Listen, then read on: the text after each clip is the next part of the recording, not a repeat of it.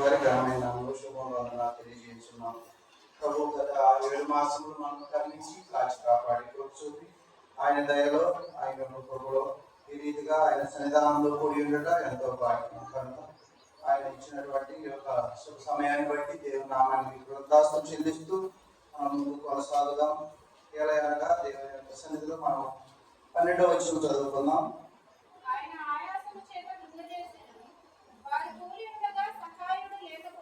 చాలండి, అందరూ తల వంచుకొని ప్రార్థన చేసుకుందాం. పరిశుద్ధమైన తండ్రి, పరలోకమందు రాజా, నీ బంగారు పాదాలు వందనాలు స్తోత్రాలు. గడిచిన దినములన్నీ కృపాక్షేములు మా వెంట వచ్చి ప్రభావ ఈ యొక్క పరిశుద్ధ దినమందు ప్రభావ నీ సన్నిధానంలో ఈ రీతి సమకూర్చి ఉండడానికి చూపినందుకు వందనాలు స్తోత్రాలు ప్రభావ. ఎక్కడైతే ఇద్దరు ముగ్గురు నీ నామను కూడి ఉంటారో వారి మధ్యలో నివాసం చేస్తానని తెలియజేసిన దేవా నీకు వందనాలు స్తోత్రాలు ప్రభావ.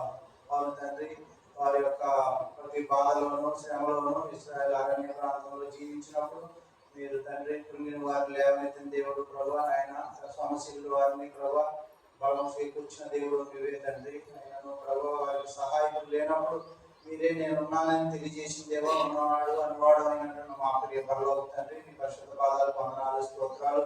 ఇప్పుడు వచ్చిన ప్రతిపెట్టును దీవించండి, ఆశ్రయం కాని వారిని ఫలితంగా నడిపించండి ప్రభా.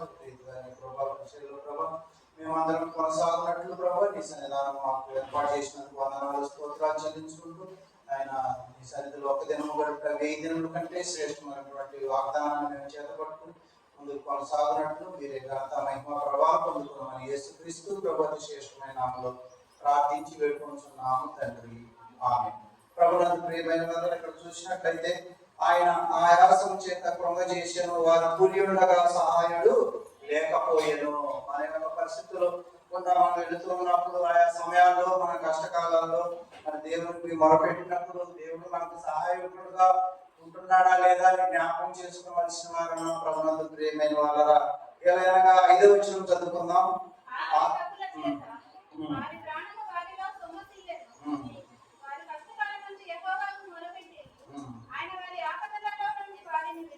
చాలండి, ఆకలి దప్పు చేత వారి ప్రాణం వారిలో సొమ్మసిల్లెను, వారి కష్టకాలమందు యెహోవాకు మొరపెట్టిరి, ఆయన వారి ఆపదలో నుండి వారిని విడిపించెను.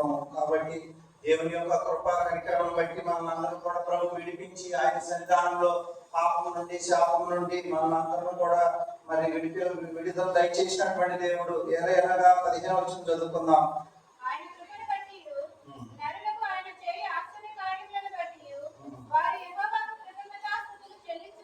చాలండి, ఆయన కృపను బట్టి నరులకు ఆయన చేయి ఆశ్చర్య కార్యములు బట్టి వారు యెహోవాకు కృతజ్ఞతాస్తుతులు చెల్లించుదురు గాక.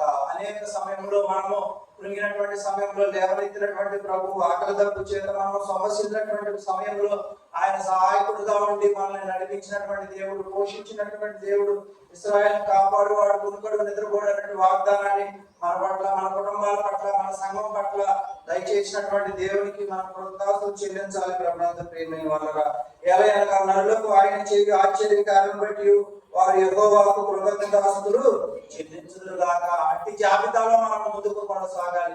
ప్రతి విషయంలోనూ ప్రభు మనల్ని ఆదరించినటువంటి దేవుడు, కనికరించినటువంటి దేవుడు, కష్టకాలంలో మనల్ని ఆదుకున్నటువంటి దేవుడు, కృంగిన సమయంలో మనం లేవనెత్తినటువంటి సహాయుడు మనకున్నాడని చెప్పి జ్ఞాపకం చేసుకోవాల్సిన వారు ఉన్నాం. ఏదైనా అనేక పర్యాయాలు మన జీవితంలో అనారోగ్య సమస్యల నుంచి కానీ, ఆర్థిక సమస్యలు కానీ, లేమిలో కానీ మరి అన్ని విషయాల్లో కూడా ప్రభు సహాయకుడుగా ఉంటూ మనల్ని కాచి కాపాడుతున్నాడు. ప్రభునందు ప్రియమైన వారా, కాబట్టి ఆయన యొక్క సహాయము మనకు ఏ రీతిగా అందుతుంది, ఆయన యొక్క సహాయము మనం ఏ రీతిగా తీసుకుంటున్నాము, ఆయన యొక్క సహాయం కొరకు ఎదురు చూస్తున్నామా, ఆయన సహాయం చేత మనం నెమ్మది పొందుకుని ఆయన సన్నిధిలో మరి జీవించే భాగ్యం కలిగి ఉన్నామా, లేదంటే ఇంకా మనము ఆడుకోవడం చేత ఇంకా ఈ యొక్క లోకం అయితే చూస్తూ మనకు అయ్యో సహాయకుడు ఎవరూ లేరని చెప్పి మరి నిట్టూర్పుతో ఉంటున్నామా జ్ఞాపకం చేసుకోవాల్సిన వారు. ఏలైనగా ఆయన కృపను బట్టి నరులకు ఆయన చేయి ఆశ్చర్య కార్యం బట్టి వారు యెహోవాకు కృతజ్ఞతాస్తుతులు చెల్లించుదురు గాక. వారు ఆకలి దప్పులతో ఉన్నారు, వారి ప్రాణము సొమ్మసిల్లి ఉన్నది, వారి కష్టకాలమందు మొరపెట్టి ఉన్నటువంటి సమయంలో ప్రభువు వారిని విడిపించినట్లుగా బైబిల్ గ్రంథం బోధిస్తుంది. ప్రభునందు ప్రియమైన వారా, అందుకే మొదటి వచనం 107వ కీర్తన మొదటి వచనంలో యెహోవా దయాళుడు, ఆయనకు కృతజ్ఞతాస్తుతులు చెల్లి చెల్లించుడి, ఆయన కృప నిత్యముండును, యెహోవా విమోచించిన వారు ఆ మాట పలుకుదురు గాక. మరణం నుండి, శాపం నుండి, అనేకమైన అపాయాల నుంచి తప్పించి ప్రభు మనల్ని తన యొక్క సన్నిధిలో ఈ రీతిగా సమకూరుస్తున్నాడు. ప్రభునందు ప్రియమైన వారలారా, అనగా మనం ప్రతి విషయంలో సహాయం పొందుకొని ఉంటున్నాము కనుక ఆయన సన్నిధికి రావాల్సిన వారని తప్పకుండా ఆయన సన్నిధి మరి ఒక కాలంలో దొరకలేనటువంటి పరిస్థితుల్లో మనం ఎక్కడికి పోతాం. కాబట్టి విరివిగా దొరికినప్పుడే మనం దాన్ని జాగ్రత్తగా కాసుకోవాలి. కాబట్టి మనం దేవుని యొక్క సన్నిధిలో బుద్ధి, జ్ఞానం, సర్వ సంపదలు ఆయనందే గుప్తంలో ఎన్నో కనుక ఆయన యొక్క సహాయం కొరకు మనం వేడుకోవాలి. ప్రభునందు ప్రియమైన వారలారా, చాలులే నాకు సహాయం దొరికింది అని చెప్పి మనము మరి వాటిని పక్కన పెట్టి ఉండకూడదు. ఆ యొక్క సహాయం ఇతరులకు అందించే వారుగా మనం ఉండాలి. ప్రభునందు ప్రియమైన వారలారా, ఆ యొక్క సహాయాన్ని మరి ప్రభు సన్నిధిలో మనం విరివిరిగా మరి సహాయం చేసేవారు ఉన్నామా లేదా జ్ఞాపకం చేసుకోవాలి. మనం శక్తి చేత, బలం చేత కాదు కానీ దేవుని యొక్క ఆత్మ చేత నడిపించే వారంగా ఉండాలి. ప్రభునందు ప్రియమైన వారలారా, అట్టి ఆత్మలో మనం మూలుతూ ఆయన యొక్క దీవెనలు పొందుకుంటూ ఆయన యొక్క కృపా సన్నిధిని బట్టి, దేవుడు మనకు చేసినటువంటి సహాయాన్ని బట్టి దేవుని యొక్క సన్నిధిలో మనం సహాయకులుగా ఉండాలి. ప్రభునందు ప్రియమైన వారలారా, అటు రీతిగా దేవుని యొక్క సహాయం పొందుకోవడానికి కానీ దేవుడు కొంతమంది భక్తులకు మరి సహాయకులకు ఏర్పాటు చేస్తున్నాడు. ప్రభునందు ప్రియమైన, అయ్యో ఈ పని నాకు చేత కాదు, ఈ యొక్క మరి ఈ యొక్క ఏర్పాటు నాకు తెలియదు అని చెప్పి అనుకున్నటువంటి మరి సమయంలో ఆయా భక్తులకు దేవుడు సహాయకులను పంపిస్తూ నడిపిస్తున్నాడు. ప్రభునందు ప్రియమైన వారలారా, అందుకే 2వ దినవృత్తాంత గ్రంథము 2వ అధ్యాయం 14 వచనం చూసినట్లయితే అక్కడ ఒక సహాయకుడు వస్తున్నాడు. చూద్దాం. 2వ దినవృత్తాంత గ్రంథములు 2వ అధ్యాయం 14 వచనం.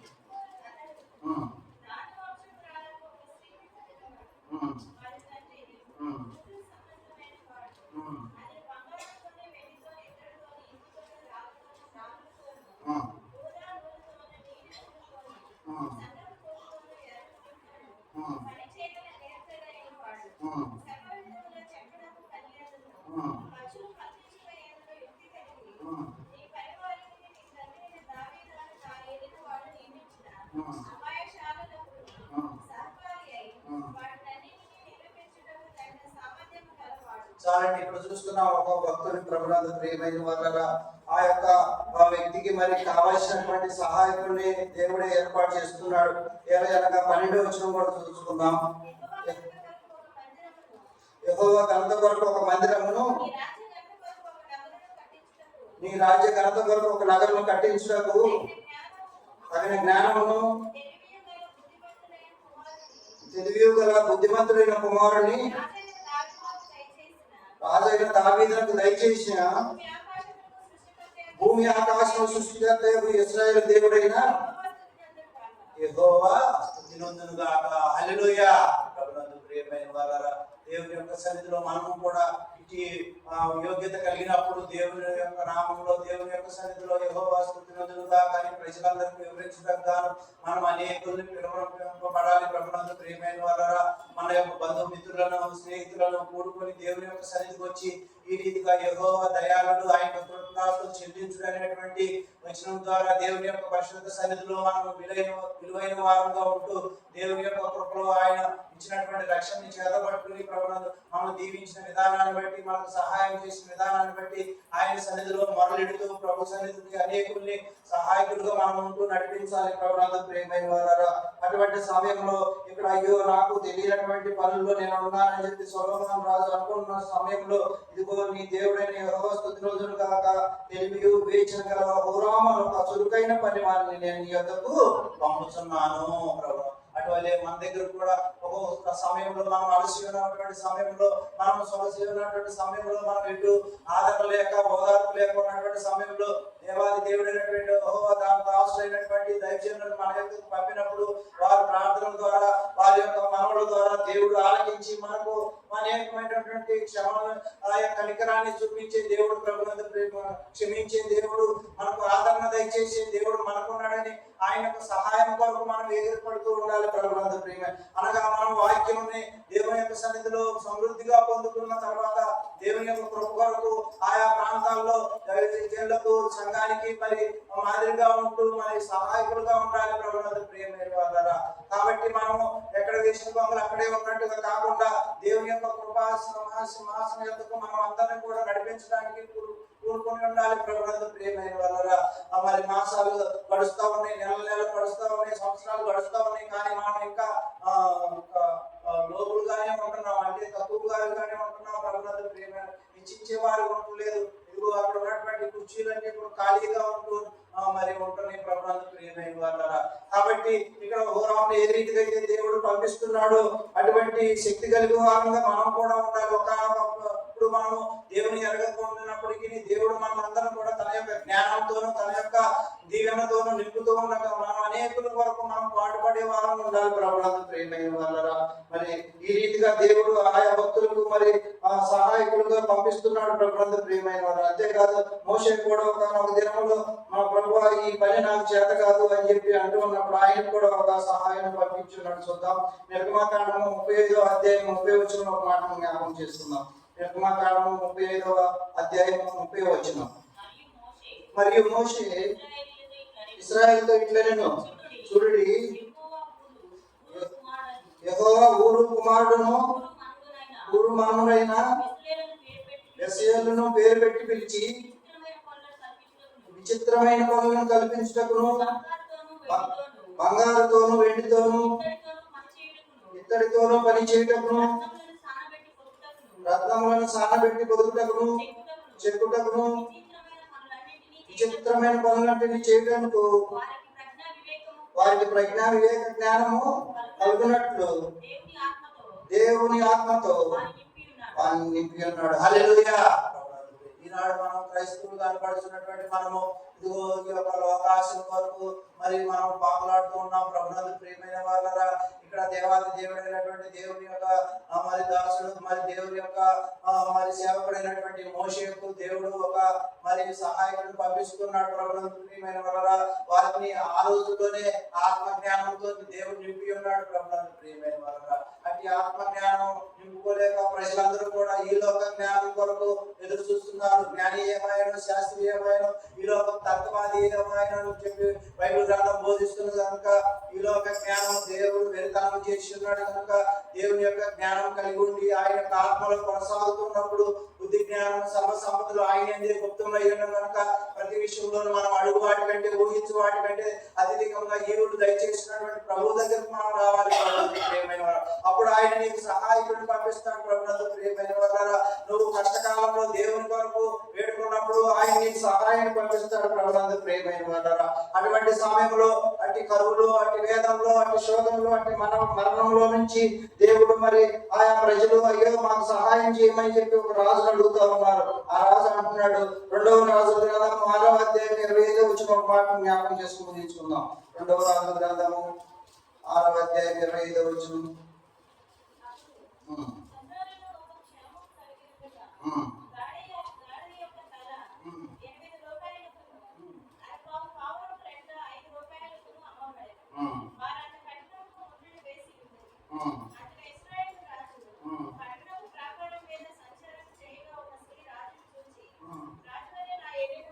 రాజువైన ఎదురువాడ సహాయం చేయమని కేకలు వేయటం ఇది.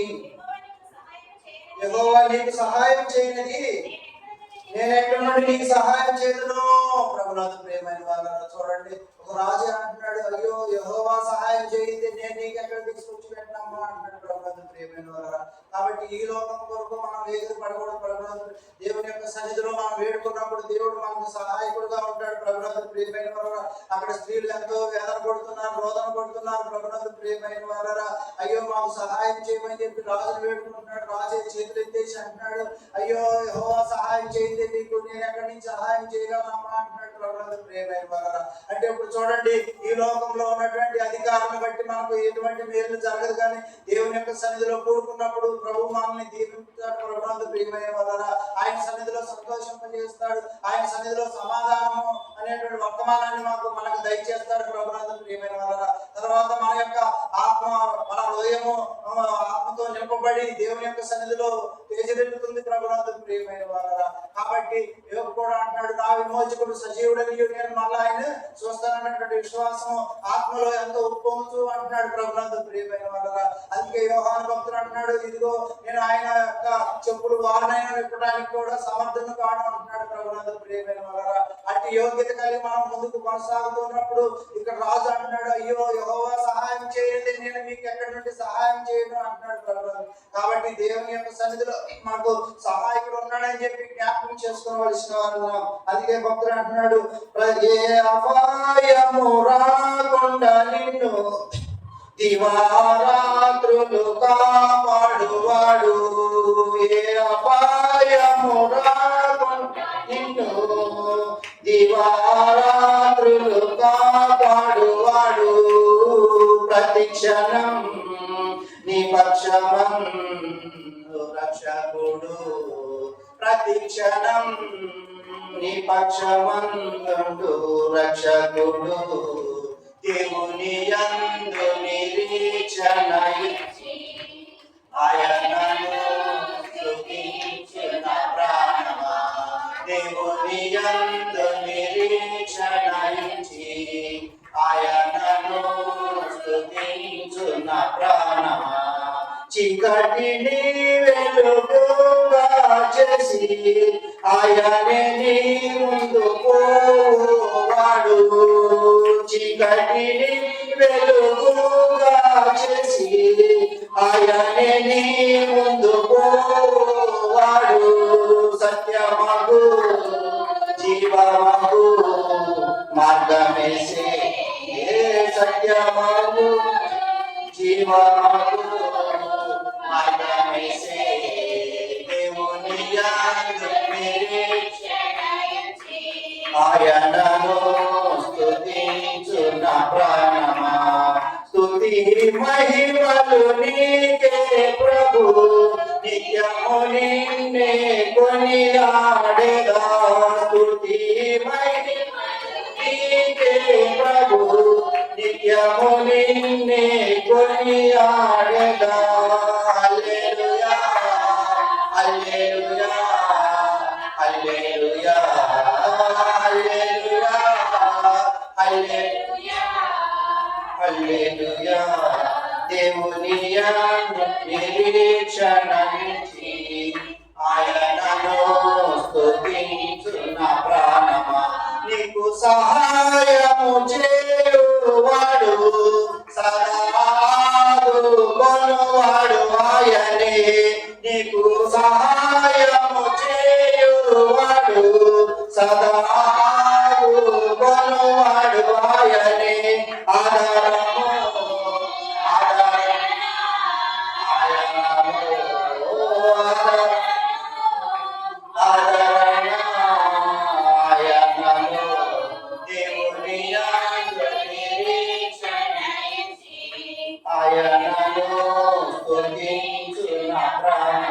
కాబట్టి ప్రభునందు ప్రియమైన వారులారా, అయ్యో యెహోవా నీకు సహాయం చేయనది, నేనెక్కడి నుండి నీకు సహాయం చేయుదును, రాజే ప్రజలతో అంటున్నాడు ప్రభునందు ప్రియమైన వారులారా.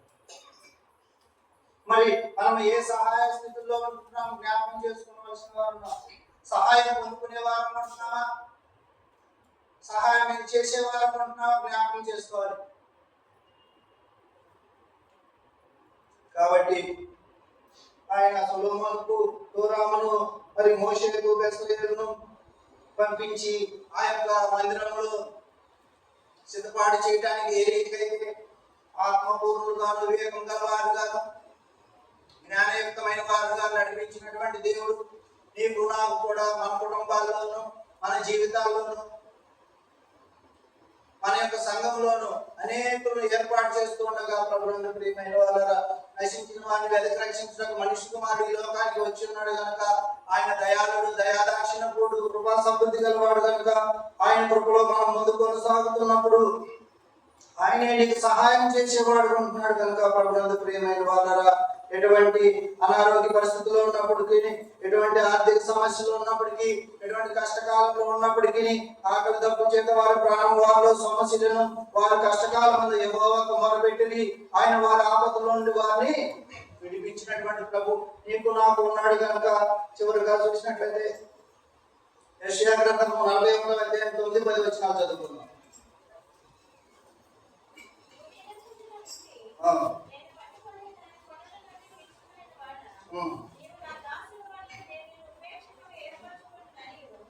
భూదిగంతం నుండి నేను పట్టుకొని దాని పనుల నుండి పిలుచుకొని వాడా, నీవు నా దాసుడు మరియు నేను నిన్ను ఉపేక్షించుకు ఏర్పరచుకుంటున్నాను, నేను నీతో చెప్పి ఉన్నాను, నీకు తోడై ఉన్నాను, భయపడకము, నేను నీ దేవుడై ఉన్నాను, దిగులు పడకము, నేను నిన్ను బలపరుతును, నీకు సహాయం చేయవాడును, నేనే, నీతి అని నా దక్షిణాస్తంతో నిన్ను ఆదుకొందును. హల్లెలూయా.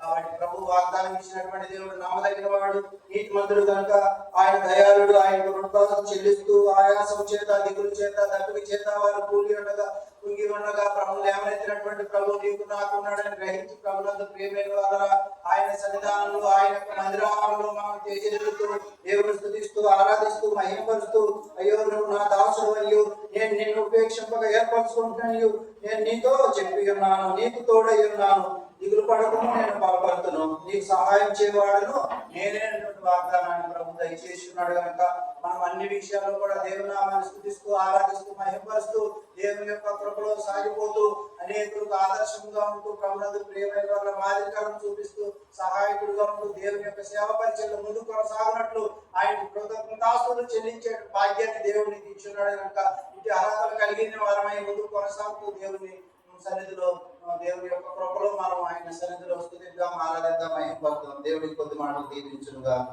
ఆమేన్.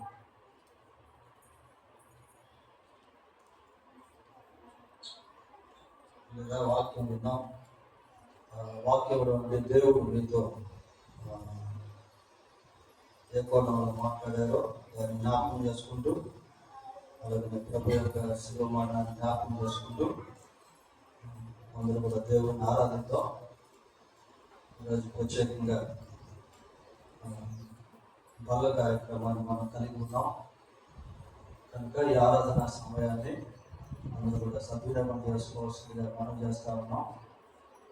విజ్ఞాపన ప్రార్థనలా కాకుండా క్లుప్తంగా ఆరాధించేటువంటి వారు బిగ్గరగా క్లుప్తంగా దేవుణ్ణి ఆరాధించండి. మీరు మైక్ కూడా వాడుకోవచ్చు, మైక్ కూడా ఉంది, హ్యాండ్ మైక్, అది కూడా మీరు వాడుకోవచ్చు. స్పష్టంగా బిగ్గరగా క్లుప్తంగా, ఇంకా ఎవరి గురించి ప్రార్థన చేయొద్దు. విజ్ఞాపన ప్రార్థనలాగా సంఘం గురించో కుటుంబం గురించో బయట వాళ్ళ గురించో కాకుండా ఇది ఆరాధనకు సంబంధించిన సమయం కనుక దయచేసి ఈ యొక్క క్రమాన్ని పాటించవలసిందిగా మనం చేస్తా ఉన్నాం. చిన్న ప్రార్థన చేస్తాను, తర్వాత ఆరాధించేటువంటి వాళ్ళందరూ క్రమంగా ఒక్కొక్కరు దేవుని ఆరాధించవలసిందిగా కోరుతున్నాను. పరిశుద్ధుడైన మా దేవా, మీకు వందనాలు స్తోత్రాలు చెల్లిస్తున్నాం. మీరు ఆపత్కాలంలో నమ్ముకొన తగిన సహాయకుడు అని ఇశ్రాయేలు చరిత్రలో నుంచి అనేక విషయాలు ఈ మొదటి వర్తమానంలో మేము జ్ఞాపకం చేసుకున్నాం. ప్రభా, నిజంగా మా పట్ల మీరు ఎంతో కృపగలిగినటువంటి దేవుడవు, దయాళుడవు ప్రభా. అందును బట్టి మీకు స్తోత్రాలు. మా ఎదుట ఉన్న ఈ ఆరాధన సమయాన్ని మాకు దీవెనకరంగా చేయమని ప్రభా, మీరు క్షమించుటకు సిద్ధ మనసు గలవాడుగా ఉన్నందుకై కూడా మీకు స్తోత్రాలు చెల్లిస్తున్నాం. మా ప్రభు యేసు క్రీస్తు నామములో ప్రార్థన చేస్తున్నాం తండ్రి. ఆమేన్. పిల్లలు సండే స్కూల్